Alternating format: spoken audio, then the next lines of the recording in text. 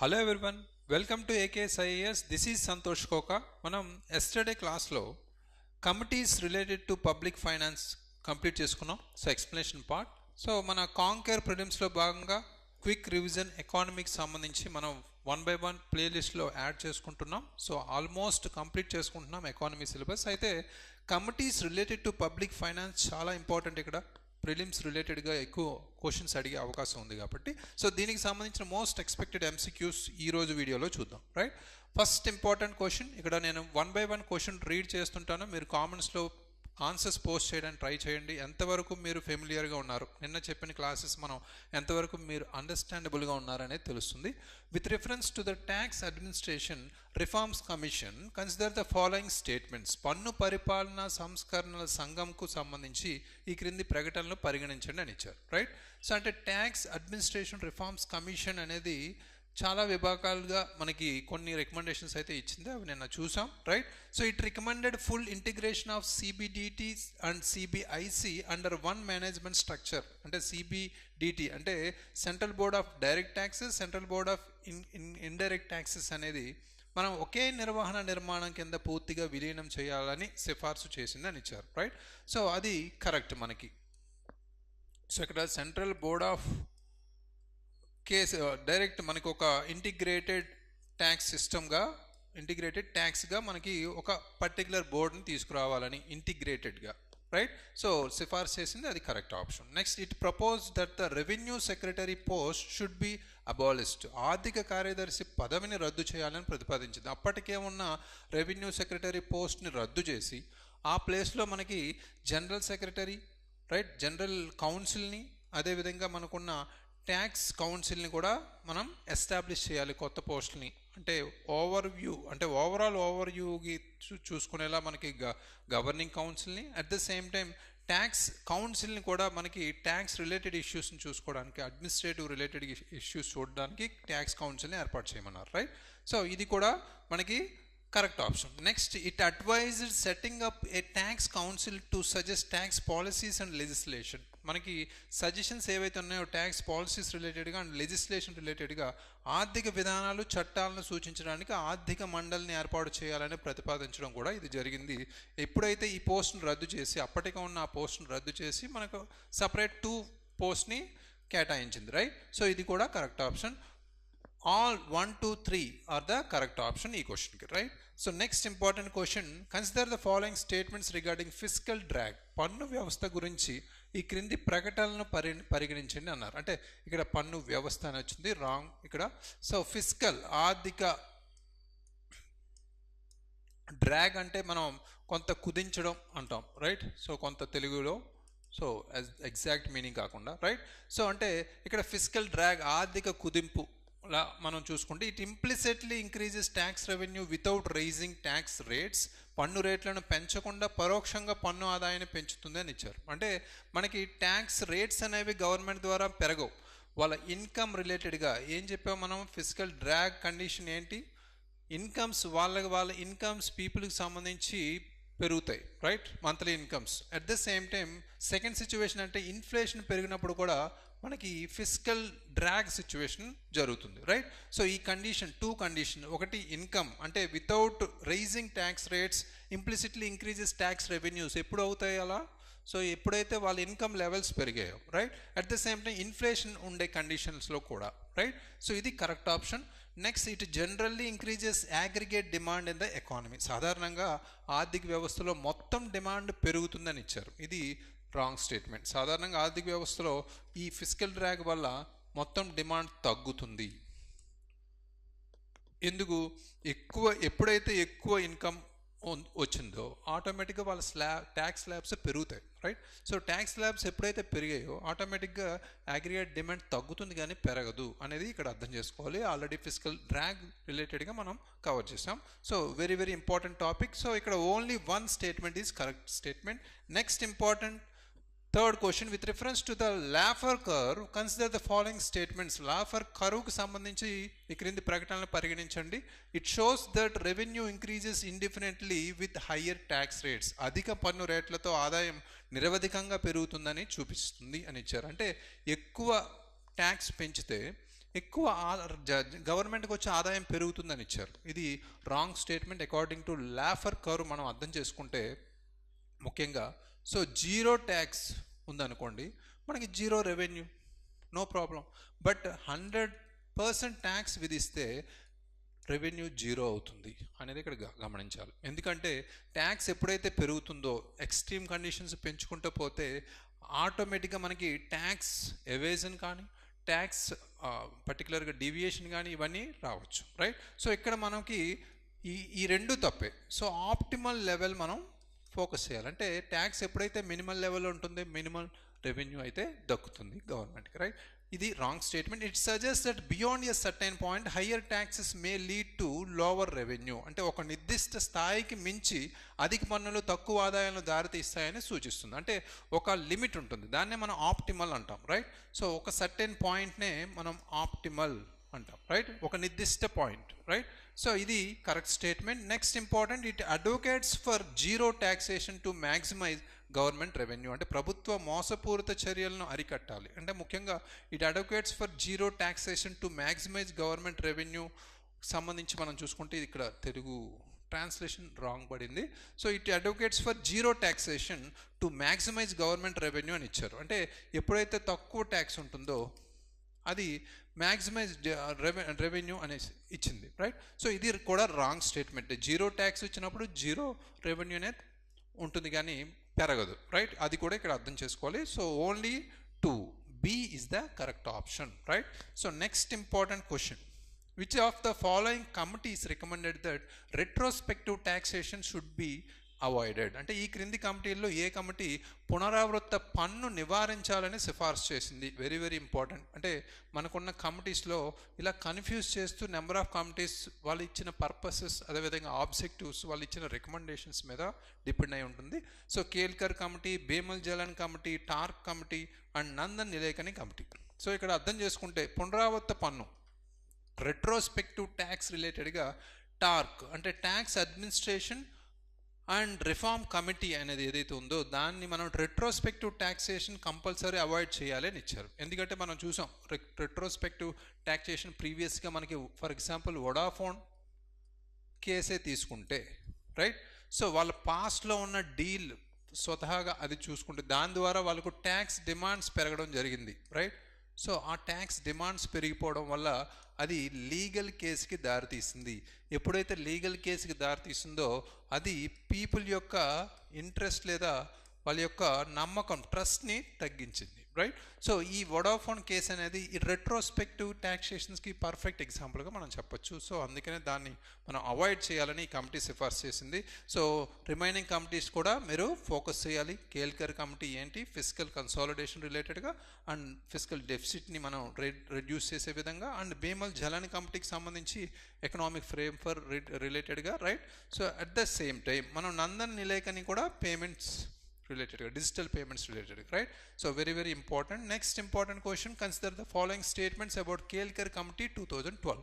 Kelkar committee ఈ క్రింది ప్రకటనను పరిశీలించండి. It aim to provide a road map for physical consolidation. ఆర్థిక స్థిరీకరణ మార్గాన్ని అందించడానికి ఇది ఉద్దేశించబడింది అని ఇచ్చారు. అంటే కేల్కర్ కమిటీ ఒక రోడ్ మ్యాప్ అంటే ఫిజికల్ కన్సాలిడేషన్ అనేది స్థిరీకరణ, ఆర్థిక స్థిరీకరణకు సంబంధించి ఫోకస్ చేస్తుంది. ఇది మేజర్ ఫోకస్ ఏంటి, ముఖ్యంగా ఫిజికల్ డెఫిసిట్ని తగ్గించే విధంగా, right? So it propose the elimination of subsidies on LPG and fertilizers. అంటే ఎల్పిజి మరియు ఎరువులకు రాయితీలు ఏవైతే ఉన్నాయో వాటిని తొలగించాలని ప్రతిపాదించారని ఇచ్చారు. ఇది రాంగ్ స్టేట్మెంట్. సో జనరల్గా మనం ఫోకస్ చేస్తే ఈ స్టేట్మెంట్ కరెక్ట్గానే అనిపిస్తుంది. ఇక్కడ ఎలిమినేషన్ ఆఫ్ సబ్సిడీస్ అనేది వీళ్ళు చెప్పలేదు, గ్రాడ్యువల్గా డిక్రీజ్ చేద్దాం, రైట్? రెడ్యూస్డ్ గ్రాడ్యువల్లీ అన్నారు, రైట్? అంటే జనరల్గా పూర్తిగా ఎలిమినేషన్ కాదు ఇక్కడ, రైట్? రెడ్యూస్డ్ గ్రాడ్యువల్లీ, మనకున్న సబ్సిడీస్ని గ్రాడ్యువల్గా రెడ్యూస్ చేసుకుంటే ఫిజికల్ డెఫిసిట్ని మనం తగ్గించవచ్చు అని చెప్పారు, రైట్? సో ఇది wrong statement. Only one is the correct statement. Next important question, with reference to TARC recommendation which of the following is are correct? TARC సిఫార్సులకు సంబంధించి ఈ క్రింది వాటిలో సరైనవి ఏవి అని ఇచ్చారు. ICT has been fully utilised in tax administration. పన్ను పరిపాలనలో ఐసీటీ పూర్తిగా వినియోగించబడింది లేదా ఉపయోగించబడింది అని ఇచ్చారు. ఇది ఐసీటీకి సంబంధించి వాళ్ళు రికమెండేషన్స్ ఇచ్చారు కానీ రైట్. అంటే సిఫార్సులు ఇచ్చారు కానీ ఐసీటీ మనం ఉపయోగించాలి అని ఐసీటీ బాగా ఉపయోగించారు ట్యాక్స్ అడ్మినిస్ట్రేషన్లో అనే అబ్జర్వేషన్ అయితే చెప్పలేదు, రైట్.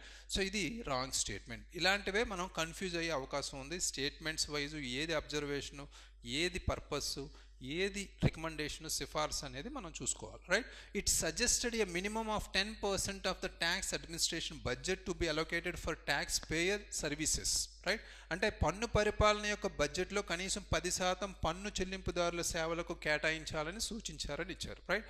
సో ఇక్కడ 10% అనేది కంపల్సరీ ట్యాక్స్ పేయర్స్, అంటే ఎవరైతే వీటికి సంబంధించి, అంటే మనకి ట్యాక్స్కి సంబంధించి ట్యాక్స్ ఆఫీసర్స్ కొంతమంది డిలే చేసిన సందర్భాల్లో ఒంబుడ్స్మెన్, రైట్, ఒంబుడ్స్మెన్ సర్వీస్ని ఉపయోగించుకొని ట్యాక్స్ అఫీషియల్స్ ఎవరైతే ఉన్నారో వాళ్ళు కంపల్సరీ దీన్ని మినహాయించబడతారు, కంపల్సరీ వాళ్ళు శిక్షించబడతారు. ఈ తరుణంలో అలా వచ్చిన కొంత 10%, అంటే అలా జరిగిన కేసెస్లో 10% ఆఫ్ ట్యాక్స్ అడ్మినిస్ట్రేషన్ బడ్జెట్ని కంపల్సరీ పక్కన అలొకేషన్ చేస్తూ ఆ పబ్లిక్ సర్వీసెస్ అనేవి ముందుకు తీసుకెళ్లాలని చెప్పారు, రైట్. సో ఇదైతే correct statement, second one. Next, IRS officers should be journalist handle all types of taxes అన్నారు. అంటే ఐఆర్ఎస్ అధికారులు అన్ని రకాల పన్నులను నిర్వహించడంలో సాధారణ వాదులుగా ఉండాలి అని ఇచ్చారు. ఈ స్టేట్మెంట్స్ కూడా మనకు కొంత క్రిటికల్గా ఉన్నాయి, ఇక్కడ అబ్జర్వ్ చేయాలి. ఐఆర్ఎస్ ఆఫీసర్ని కంపల్సరీ ఇంక్లూడ్ చేయాలని ఇచ్చారు, బట్ ఐఆర్ఎస్ ఆఫీసర్ని జర్నలిస్ట్ కాదు, స్పెషలిస్ట్, రైట్, స్పెషలైజ్ చేయాలి అన్నారు. అంటే స్పెషలైజ్ అంటే ప్రత్యేక వాదులుగా చేయాలి అని ఇచ్చారు, రైట్. సో ఇది జనరల్గా ఇలాంటి స్టేట్మెంట్స్ దగ్గరే మనం ఫాల్ట్ చేస్తుంటాం. సో జర్నలిస్ట్ కాదు, స్పెషలైజ్డ్గా చేసి at the same time CVC, central vigilance commission రిలేటెడ్గా వాళ్ళని ఫార్మర్ ఐఆర్ఎస్ ఆఫీసర్ని కూడా యూజ్ చేసుకోవాలనేది కూడా ఇక్కడ రికమెండేషన్ అయితే ఇచ్చింది, రైట్. సో ఇది ఫోకస్ చేయాలి ఇక్కడ. సో ఇది కూడా wrong statement. Only 2 is the correct statement, right. B is the correct statement. Next important question, which of the following committees is associated with reviewing the core investment companies framework? ప్రధాన పెట్టుబడి కంపెనీకి సంబంధించి కంపెనీల framework యొక్క సమీక్షతో ఈ క్రింది కమిటీల్లో సంబంధం కలిగి ఉంది ఏది అని ఇచ్చారు, రైట్. అంటే కోర్ ఇన్వెస్ట్మెంట్ కమిషన్ కంపెనీస్ అంటే ప్రధాన పెట్టుబడి సంబంధించి కంపెనీలు ఏవైతే ఉన్నాయో, రైట్. సో ఒకసారి అబ్జర్వ్ చేసుకుంటే మనం నిన్న ఎస్టర్డే చాలా బిగ్ టేబుల్ చూసాం. అందులో దాదాపు 10 కమిటీస్ అనేవి ఉన్నాయి, right. Subhash Chandra Garg committee observe చేస్తే ఇది డిజిటల్ పేమెంట్ సంబంధించింది, రైట్. అదేవిధంగా UK Sinha committee, right. So UK Sinha committee అనేది ఎంఎస్ఎంఈకి రిలేటెడ్గా మనకి సిఫార్సులు అయితే ఇచ్చింది, రైట్. తపన్ రాయ్ కమిటీ అనేది మనకి ఈ కోర్ ఇన్వెస్ట్మెంట్ కంపెనీస్ ఫ్రేమ్వర్క్ అనేది కంపల్సరీ చేసింది, అంటే దీనికి సంబంధించిన రిలేటెడ్గా ఫ్రేమ్వర్క్ అనేది రూపొందించింది, రైట్. ఇక్కడ గమనించాల్సింది ఇది, right. So next, Ravindra Dholakia committee అనేది ఏ సిఫార్సు చేసింది అనేది కూడా మనకి ఇక్కడ ఫోకస్ చేయాలి, రైట్. అంటే సబ్ నేషనల్ అకౌంట్స్ ఏవైతే ఉన్నాయో, అంటే district, state, GDP compulsory include చేసుకోవాలనేది కూడా ఈ కమిటీ రికమెండ్ చేసింది, right. So correct answer Tapan Roy committee is related to core investment committees. Next important, consider the following statements about the expert committee on economic capital framework. ఆర్థిక మూలధన నిర్మాణం గురించి నిపుణుల కమిటీపై ఈ క్రింది ప్రకటనలు పరిగణించండి అని ఇచ్చారు. అంటే it was chaired by doctor Bimal Jalan, దీనికి డాక్టర్ బిమల్ జలన్ అధ్యక్షత వహించారు అని ఇచ్చారు, రైట్. సో అంటే expert committee on economic capital framework అనేది బిమల్ జలన్ గారే ఇచ్చారు రికమెండేషన్, అది చైర్పర్సన్. Very good.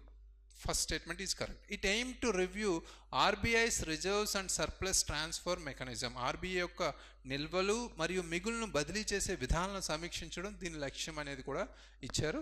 అదేవిధంగా it focused on promoting financial inclusion అని కూడా, ఇది ఆర్థిక చేరికను ప్రోత్సహించడంలో పై దృష్టి పెట్టిందని ఇచ్చారు. ఇది సెకండ్ స్టేట్మెంట్. మనకి ఆర్బీఐ సర్ప్లస్ ఏదైతే ఉందో దాన్ని మనం గవర్నమెంట్కి ట్రాన్స్ఫర్ చేయాలనే సజెషన్ అయితే ఇచ్చారు, ఇది correct option. Good, right. So next మనకి it focused on promoting financial inclusion అని ఇచ్చారు, ఇది రాంగ్ స్టేట్మెంట్. ఫినాన్షియల్ ఇంక్లూజన్ అనేది ఎక్కడ ఈ పర్టికులర్ కమిటీ అయితే అబ్జర్వేషన్గా అయితే సంబంధించి రికమెండేషన్ అయితే ఇవ్వలేదు, right. So third statement is wrong statement. So ఇక్కడ అబ్జర్వ్ చేసుకుంటే expert committee on economic capital framework సంబంధించి రికమెండేషన్ ఏమి ఇచ్చింది, కంపల్సరీ ఆర్బీఐకి సంబంధించి రిజర్వ్స్లో లేదా సర్ప్లస్ అనేది compulsory transfer to government for separate infrastructure అంటే ఇన్వెస్ట్మెంట్ ఇన్ ఇన్ఫ్రాస్ట్రక్చర్ రిలేటెడ్గా లేదా సబ్సిడీస్ రిలేటెడ్గా యూజ్ చేసుకోవచ్చు అనే రికమెండేషన్ అయితే ఇచ్చింది, right. So total 1 to 2 A is the correct option, right. So next important question, consider the following statements regarding the high level advisory group on elephant bonds. Elephant బాండ్లపై ఉన్నత స్థాయి సరఫరాదారుల బృందం గురించి క్రింది ప్రకటనలను పరిగణించండి. సో ఇక్కడ నిన్న చాలా కమిటీస్ చూసాం, ఎలిఫెంట్ బాండ్స్ అని, మనకున్న సబ్ నేషనల్ అకౌంట్స్ కమిటీ అని, రైట్, మనకున్న Nandal Nilekani committee, digital payments రిలేటెడ్గా ఈచ్ అండ్ ఎవ్రీథింగ్ మనకి చాలా ఇంపార్టెంట్ కమిటీస్ రిలేటెడ్గా. ఇక్కడ ఎలిఫెంట్స్ బాండ్స్కి సంబంధించి మనం చూస్తే it was chaired by Sujit S Bhalla, right. దీనికి సుజిత్ ఎస్ భల్లా అధ్యక్షతను వహించారని ఇచ్చారు, ఇది కరెక్ట్ ఆప్షన్. నెక్స్ట్ మనకి it was meant to encourage people to declare black money without penalty అని ఇచ్చారు.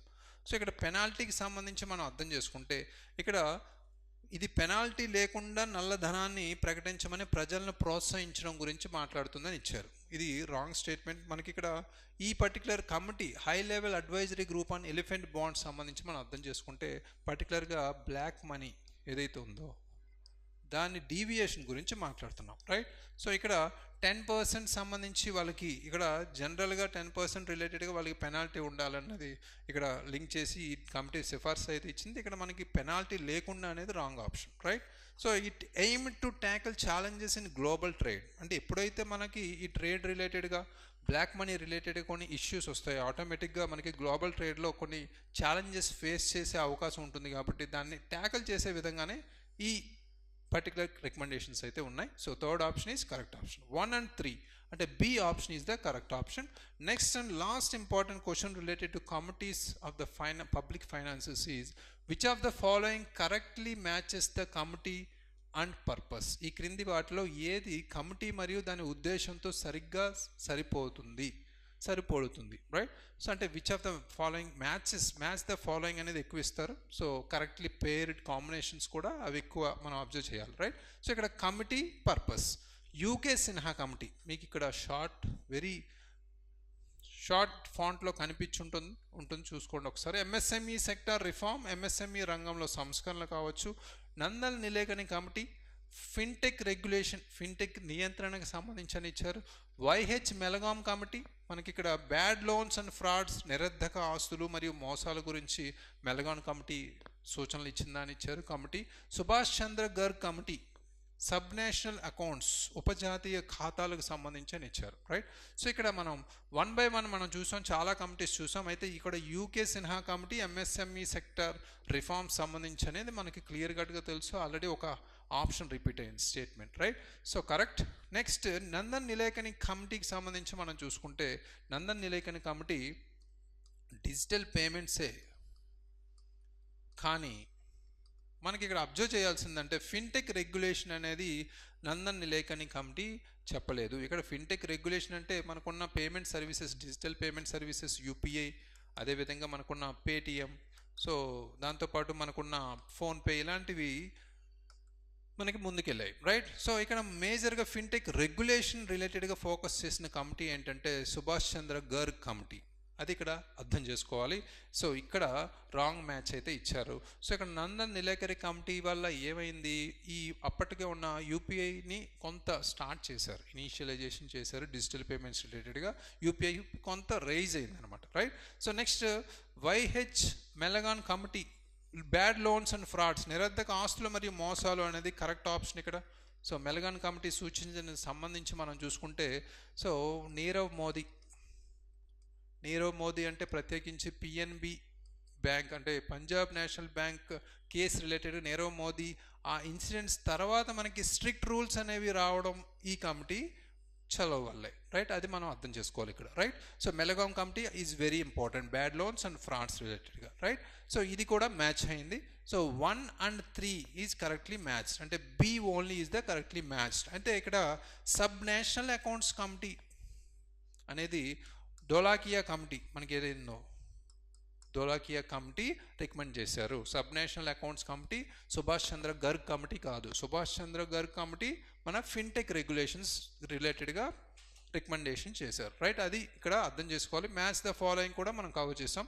ఆల్మోస్ట్ మనకున్న ఒక 10 to 12 committees related recommendation including torque చాలా ఇంపార్టెంట్. సో ఈ కమిటీస్ రిలేటెడ్గా ప్రిలిమినరీ బేస్లో ఆబ్జెక్టివ్ క్వశ్చన్స్ ఎక్కువ అడిగే అవకాశం ఉంది. So please revise it. Thank you very much. All the very best.